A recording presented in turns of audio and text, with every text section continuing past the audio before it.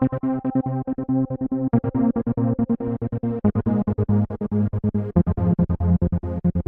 everyone, it's been a while since I've done a Q&A video, so I figured it's about time that I do another one. So I asked my followers on Twitter and Instagram to ask me some questions for a Q&A video.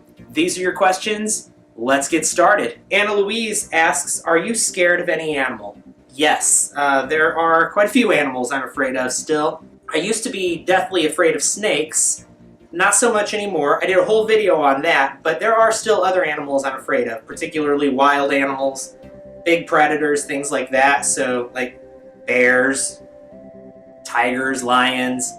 Like I'm not about to go and try to pet one of them and be like, ooh, pretty. But as far as animals that people keep as pets go, not really. There are a few more exotic animals that people like to keep as pets that I'm afraid of, like gators. I don't think I would ever keep a gator as a pet myself. That's a little much. And if I were to see one in the wild, I would keep my distance. Wild Boy Reptiles asks, blue or green tree monitors? Honestly, I don't really know very much about monitor lizards.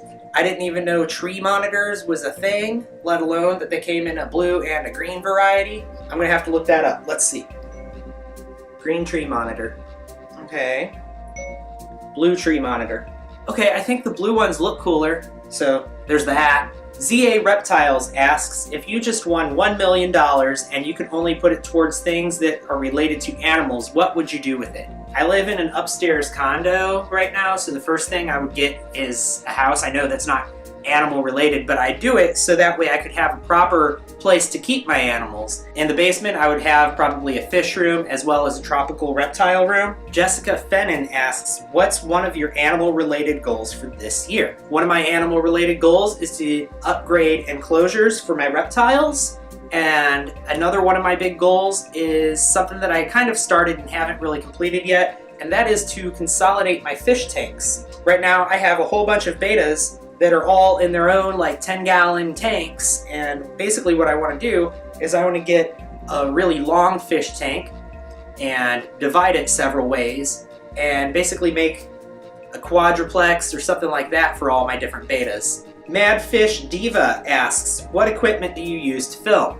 There's a few different things that I use. My camera is a Canon Vixia HF480. I got it at Best Buy on my Best Buy credit card. I also like to use my iPhone to film. And I've got a few other things that I use. I have this microphone here that doesn't work so well with my camera, but it works really well with my phone. And that is a Maono microphone. I don't really know what the model number is on it. I also have a tripod that my camera is on right now, and then I've got this stick that extends out really long that I can mount the camera to. So that's really cool. And when I use my cell phone to film, I also have this gimbal that I use. This is the Osmo Mobile 2, and I really like this a lot. Not only does it stabilize, but it has a tracking feature where I can lock onto something and move around and it will stay locked onto that item. Sometimes I lock it onto my face and just set it down and I walk around the room. Winslow the Dragon asks, thoughts on wild-caught animals? Okay, so that's an interesting question for me. I don't think that wild-caught animals make good pets. I don't really advocate for keeping wild-caught animals as pets. I don't think it's a good idea to go to a pet store and buy an animal that was wild-caught and try to keep it as a pet. But at the same time, I do understand the need for wild-caught animals for breeding purposes to try to establish a captive bred population for the pet trade. So if you're a breeder and you're trying to establish a captive bred population, then I understand, having wild-caught animals. Now, I will admit, my pea puffers are wild-caught, and unfortunately, I didn't know that when I got them.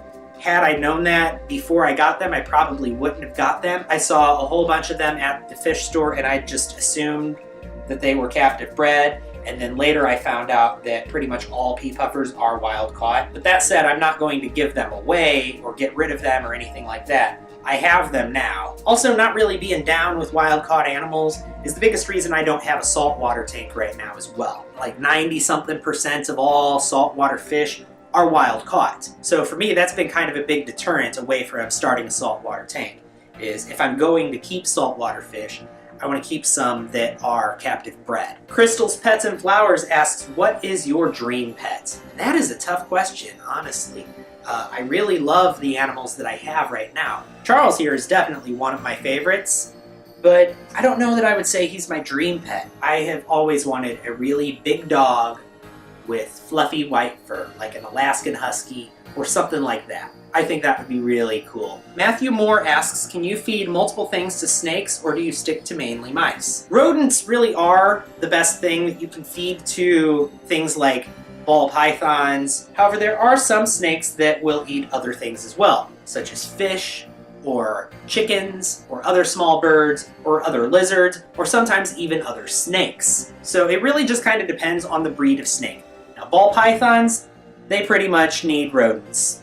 And mostly rats, actually, not even mice. The prey item should be right around the same width as the thickest part of their body. Oh, hi. And so that's about the size of a small to medium rat. Mice are just too small for him. However, a thinner snake, like a Mexican black king snake, or a corn snake, or a milk snake, or something like that, would be better off eating mice. But there are snakes that eat other things. There's African egg-eating snakes. Also, garter snakes will eat lots of different types of things, such as fish and amphibians. King snakes are named king snakes because they eat other snakes. Now, in captivity, we don't really feed a lot of snakes to them, unless you keep like king cobras. They pretty much need to eat other snakes. But as far as something like a Mexican black king snake, for example, feeding them other snakes is something that you really don't need to do. Dusty Hartle asks, why did you start your channel?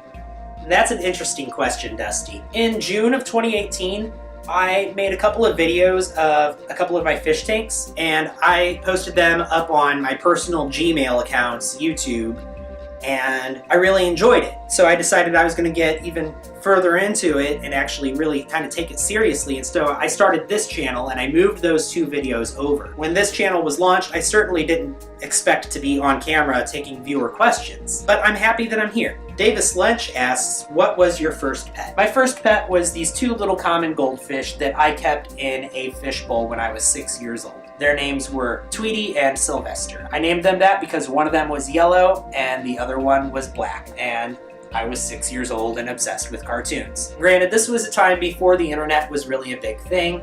My parents didn't know anything about fish keeping. I didn't know anything about fish keeping, and Google didn't exist yet. In fact, we didn't even have dial-up internet with AOL quite yet. That came when I was in junior high. And so it was kind of difficult for me to research proper fish care. And the guy at the fish store, when he told us that we needed to get a proper fish tank, my parents were just like, yeah, we're not going to do that. Poor Tweety and Sylvester, the goldfish, they died pretty quickly. I don't even know what happened. I just came home from school one day and they were gone. But that was my first pet. My parents wouldn't let me keep anything like dogs or cats or anything when I was a kid. It's probably for the best, but even when I got a little bit older, the only animals I was allowed to keep at my parents' house was fish. And only if it was in an itty-bitty bowl that took up like no space. Els Reptiles asks, if you could have any animal you wanted and no restrictions, such as space, time, or money, what would it be? I think I answered this with my dream pet question, but a really big dog with fluffy white fur, like an Alaskan Husky, or something like that. I know that's not very exotic or expensive or crazy or anything like that, but honestly, I don't even have a yard right now. I am becoming interested in big snakes lately. Not super big snakes, not like a full-grown retic or an anaconda or anything like that, but I am becoming interested in super dwarf reticulated pythons, boa constrictors, and things like that. I don't really have any interest in anything crazy, like I don't want to keep a tiger or a primate or anything like that. I'm not really interested in animals that are bigger than me. So I'm not even really interested in like horses or anything like that. A lot of farm animals aren't really my thing. If I had my own fenced-in backyard, I would have a giant dog. Bridget from BB's Beasties asks, what is your favorite aquatic creature? I like this. I think that my favorite aquatic creature is whales. My reason for that is because I think that they might actually be smarter than us. Whales are the owners of the largest brains on the planet. And just because they don't have a civilization and skyscrapers and an economy and all of that like we do does not mean that they are less intelligent than us. They live in a very different world than us, being sea creatures. And I think they're probably smarter than us. And that fascinates me. Cass asks, what's my favorite animal-related charity or organization? Definitely not PETA. I do like the ASPCA. I think they do a lot of really good work without becoming human garbage like PETA. No, there we go. Charles keeps trying to go in my sleeve in my armpit, and I am not a fan of that. Long Island Fish Guy asks, if you had to choose one, fish or reptiles? That's unfair.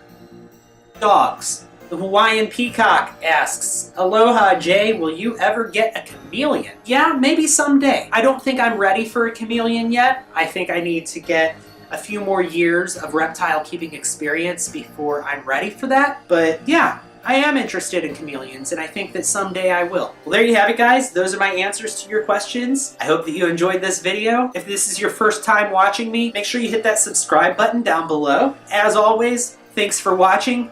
I'll see you next time.